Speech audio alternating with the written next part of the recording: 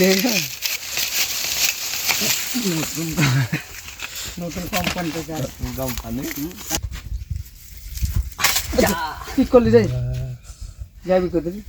আসসালামু আলাইকুম। রোজার দিনে এই কাজগুলো একটু করতে কঠিন হলেও কিন্তু এর অনুভূতি একেবারে অন্যরকম। তো আমরা মূলত এখানে পুকুরে মাছের জন্য খাবার নিয়ে যাচ্ছিলাম। তো এখানে রাস্তা না থাকার কারণে কিন্তু আমাদেরকে এই খাবারগুলো পুকুর পর্যন্ত কিন্তু মাথায় করে নিয়ে যেতে হচ্ছিল। তো মূলত এখানে কোনো রকম গাড়ি যাওয়ার রাস্তা না থাকার কারণে কিন্তু এই খাবারগুলো মাথায় করে নিয়ে যেতে হচ্ছিল। তো এখানে আমরা কি মাথায় করে নিয়ে যাচ্ছি সেই বিষয়টি আপনারা অনেকে প্রশ্ন করতে পারেন। তো এখানে আমরা যে মাথায় করে খাবারগুলো নিয়ে যাচ্ছি এগুলো হচ্ছে খোল এবং অন্য যে খাবারগুলো আছে সেই খাবারগুলো। মাছে কিন্তু খোল কিন্তু খাবার খেতে অনেক পছন্দ করে, আর এই খোলের কারণে কিন্তু মাছ অনেক অনেক বেশি তেলে এবং খুব পুষ্টিকর হয়ে থাকে। পুকুরের পাড়ে যে কলার গাছ লাগানো আছে সেই কলার গাছগুলোর মধ্যে দুইটি সাগর কলার গাছ আছে, আর সেই দুইটি সাগর কলার গাছে কিন্তু পরিপূর্ণভাবে দুইটি কলার কাঁচ রয়েছে। তো সেই কাঁচগুলো কিন্তু আমরা দুইটি একসাথে কিন্তু কেটে নিব। কলা ছাড়াও কিন্তু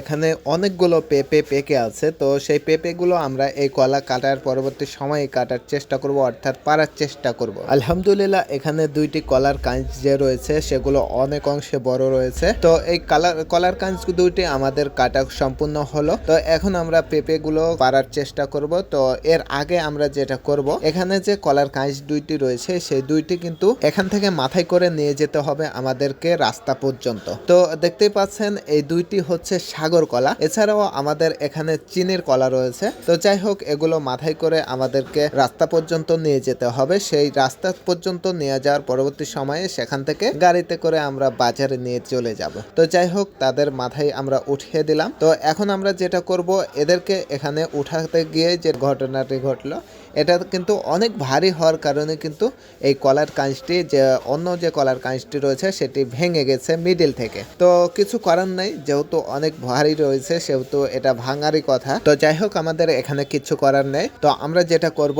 এই কলার কাঁচগুলো আমরা একে অপরে একসাথে কিন্তু কিছু কিছু ছড়ি এবং কিছু কিছু কাঁচ আমরা একসাথে নেওয়া যাওয়ার চেষ্টা করব। এছাড়াও আমাদের পেঁপেগুলো এর মধ্যে কিন্তু আমরা পেরে কমপ্লিট করে নিয়েছিলাম। তো এখন যে জিনিসটা আমাদের করতে হবে, এই কলার কাঁচগুলো আমাদের রাস্তা পর্যন্ত নিয়ে যেতে হবে। তো সেখানে আমাদের ভ্যান গাড়ি রাখা আছে, সেখানে কিন্তু নিয়ে গিয়ে এই কলার কাঁচগুলো আমরা বাজারে নিয়ে যাব ইনশাল্লাহ। তো এর মধ্যে আমরা কিছু পাকা পেঁপে আমরা গাছ থেকে পেরেছি। তো দেখতে পাচ্ছেন অনেকগুলো পেঁপে কিন্তু আমরা পেরে নিয়েছি আগে ভাগেই।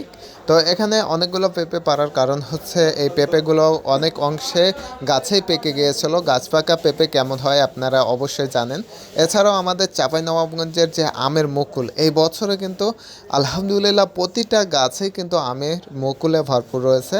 ইনশাল্লাহ খুব সুন্দর একটা আমের ফলন হবে এই বছর। তো আমাদের যে নিজস্ব বাগান রয়েছে সেগুলোতে আমরা স্প্রের মাধ্যমে যে গাছগুলো যে পরিচর্যা করে থাকি সেই গাছগুলো কিন্তু খুব সুন্দরভাবে মুকুলে এসে গেছে। তো সেই ভিডিওগুলো আপনাদের সাথে শেয়ার করার চেষ্টা করব ইনশাআল্লাহ। তো সকলে সুস্থ থাকবেন, ভালো থাকবেন। আসসালামু আলাইকুম ওয়া রাহমাতুল্লাহি ওয়া বারাকাতুহু।